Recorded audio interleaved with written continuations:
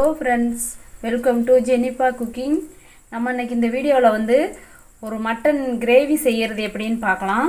அதுக்கு வந்து நான் எண்ணெய் சூடாக வச்சுருக்கேன். இப்போ வந்து ஒரு பாத்திரத்தில் 3 ஸ்பூன் எண்ணெய் ஊற்றி சூடு பண்ணிக்கிட்டு இருக்கேன். இதில் வந்து இப்போ இந்த சோம்பு 1 ஸ்பூன் அளவுக்கு சோம்பு சேர்த்துடலாம். இது கூட வந்து சின்ன வெங்காயம் கட் பண்ணி வச்சுருக்கேன், சுத்தம் பண்ணி அதை சேர்த்துடலாம்.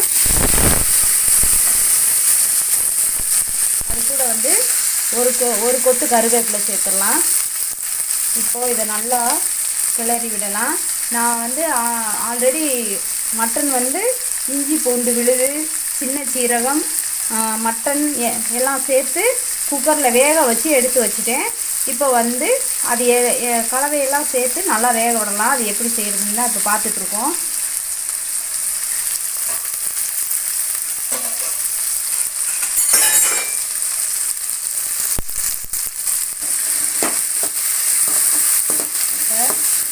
இதை நல்லா கிளறி விடலாம்.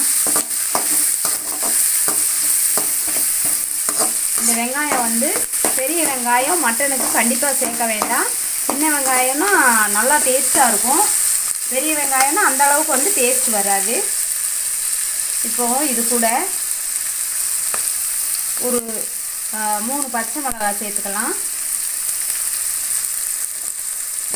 சும்மா லைட்டாக மட்டும் பச்சை மிளகாய் கீறி விட்டுட்டு அதை அப்படியே முழுசாகவே சேர்த்துக்கலாம். இது கூட சும்மா அந்த டேஸ்ட்டுக்காக தான்.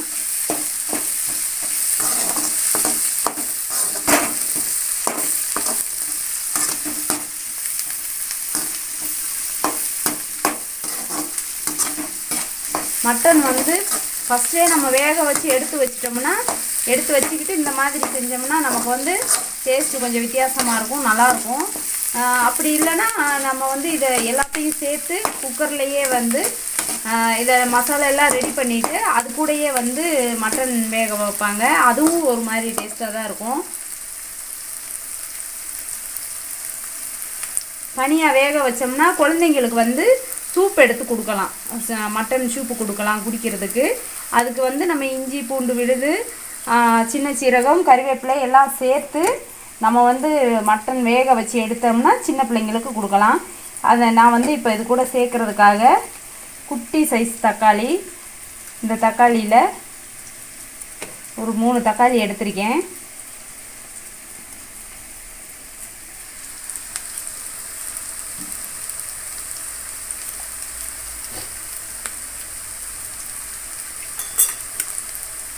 இப்போ வந்து கட் பண்ணி வச்ச தக்காளியை இது கூட சேர்த்துடலாம்.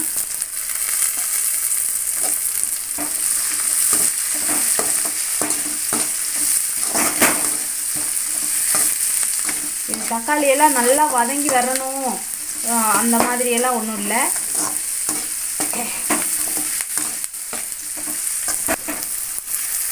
இப்போ வந்து நமக்கு வெங்காயமெல்லாம் இந்த பதத்துக்கு வந்ததுக்கப்புறமா நல்லா ஒரு கண்ணாடி பதத்துக்கு வந்துருச்சு. இதுக்கப்புறமா இது கூட வந்து 2 ஸ்பூன் மல்லித்தூள், 1.5 ஸ்பூன் மட்டன் மசாலா,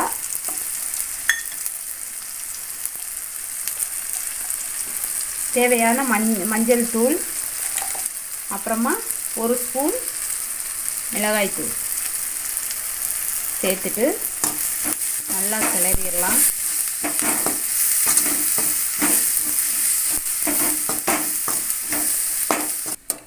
இப்போ வந்து மட்டனை வேக வச்சு எடுத்து வச்சுருக்கோம்.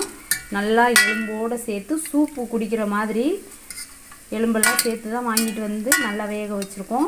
குழந்தைங்களுக்குன்னா சூப்பு கொடுக்கலாம், 1 டம்ளர் போல் சூப்பு கொடுக்கலாம். இப்போ நம்ம வேக வச்சுருக்கிற இந்த மட்டனை வந்து மசாலா கூட சேர்த்துடலாம். சேர்த்துட்டு அப்படியே இந்த மசாலா நல்லா இந்த மட்டனோடு சேர்ந்து அப்படியே கிரேவி பதத்துக்கு வர்ற வரைக்கும் நல்லா வேக வச்சிடலாம். ஆல்ரெடி வேக வச்சு தான் வச்சுருக்கோம். இந்த தண்ணியெல்லாம் வற்றி, இந்த சூப்பு வற்றிட்டு அப்படியே வந்து இது பிரிஞ்சு வரணும். அந்த அளவுக்கு வந்து இதை நல்லா கொதிக்க வச்சுருவோம். இப்போது நமக்கு இந்த நல்லா கொதி வந்துருச்சு. இந்த அளவுக்கு வந்ததுக்கப்புறமா இப்போ வந்து உப்பு பார்த்துக்கோங்க. உப்பு காரம் எல்லாம் சரியாக இருந்துச்சுன்னா இருக்கட்டும். இல்லைன்னா இது கூட இன்னும் என்ன சேர்க்கணுமோ சேர்த்துக்கோங்க. இன்னும் வந்து இது இன்னும் நல்லா கொதிக்கணும்.